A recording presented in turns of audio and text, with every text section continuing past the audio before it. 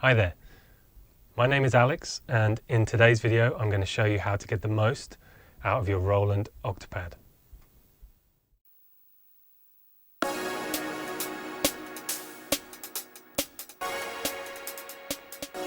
Okay, so while this may not be the newest electronic percussion pad on the market, I do still get a ton of mileage out of my Octapad. Many people seem to prefer the sampling capabilities of the SPD-SX, the DTX and the Alesis pads. But for me, it's the limitations of the Octapad that have always pushed me to get more creative when developing my own sounds and kits. Nowadays you can sample on pretty much anything, and you can use an electronic drum kit to trigger any sounds you want anyway. So the appeal of the Octapad is really in those Roland sounds and what you can do with them. Unfortunately, there seem to be very few Octapad videos out there that demonstrate the true power of the platform, and even professional performance videos mostly use the stock sounds. So if you own an Octapad or you're thinking of getting one, this video is a quick overview to show you how to get more out of it than Roland gives you in the default kits. First of all, if you haven't already, consider expanding your Octapad. It is useful on its own, but it really comes to life with pedals. See my FD9 and KT10 videos for more info on how these perform. Other expansions include using a hi-hat pad, a snare drum, or a ride, or you can even bolt your Octapad onto your existing kit like I do. You have 5 extra outputs on the back, and the more pads you use on the Octapad, the more expansive each kit can be. The Octapad can use any single trigger electronic drum pad, so it doesn't have to be the expensive Roland ones. It can also be used as a MIDI device to trigger samples or VSTs, and I have a few performance videos on my channel if you want to see how this sounds. In terms of the Octapad default kits, I would like to share my opinion. As with most Roland drum modules, the kits that are included with the Octapad as standard are pretty average. I don't know why Roland does this, but what is normally available to you in the included kits only represents a fraction of what the Octapad is capable of, assuming you put some time into learning how the kit editing system works. My Octapad has entirely custom-made kits on it, and I really do enjoy playing it so much more than with the stock kits. For example, check out this stock kit versus something I made.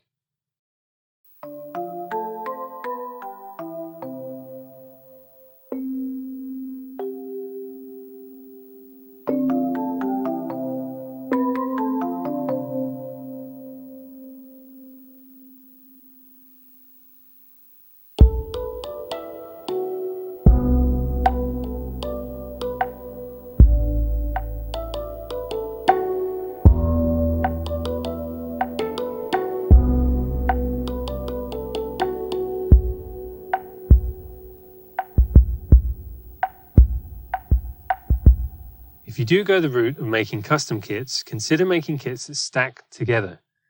This is important because of the ability to record patterns in layers of up to 3 kits. Here is an example.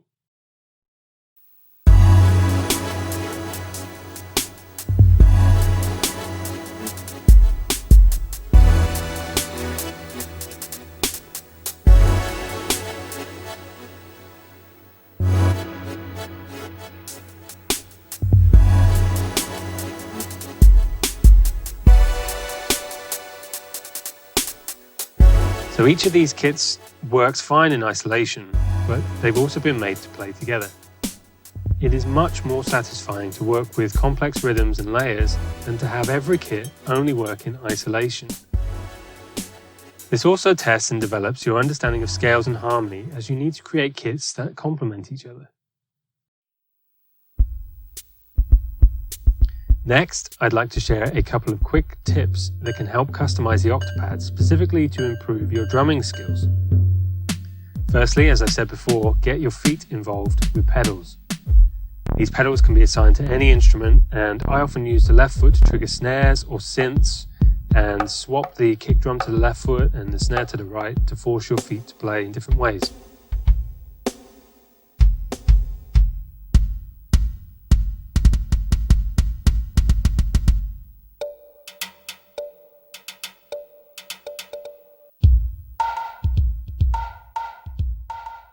By default, a lot of the kits only have a single sound triggered when you hit the pad. But one great way to improve your hand dynamics is to create sounds that play only at or above a particular dynamic threshold. So you're playing one sound when you play a ghost note, for example, and another when you accent.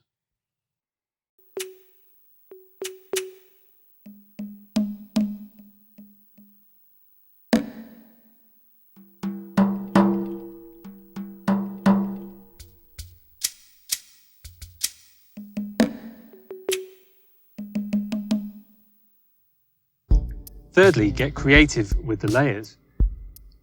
You can mix any two sounds together to create something better, so don't just use one snare drum if you can mix two. Again, this is where the default Roland kits are very lazy, as most only use single layers on the pads. Finally, play with the multi-effects. Check out this pattern I saved and wait for the effects to kick in.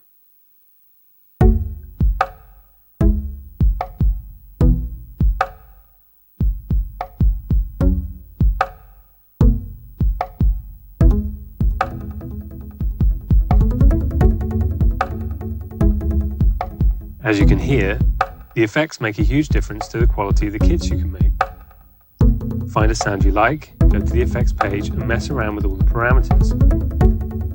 With reverb and delay, EQ and panning, etc., you have a lot of effects you can apply. With the ability to mix layers and sounds together and add effects, there are so many ways to elevate the kits you make and make them truly interesting to play around with. It does suck, however, that Roland limits you to only one effect per kit, and I really hope they expand on this with a future version of the Octapad.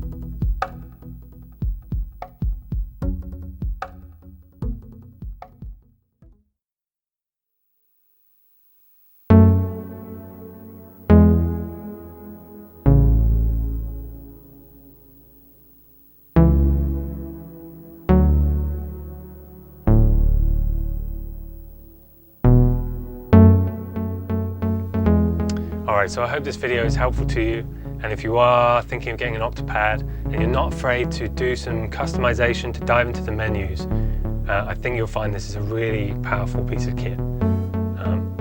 Let me know in the comments below if there's anything you would like me to cover in more detail. I'd be happy to do so in a future video. Please like, subscribe and share to help this little channel find its audience, and I'll see you in the next one.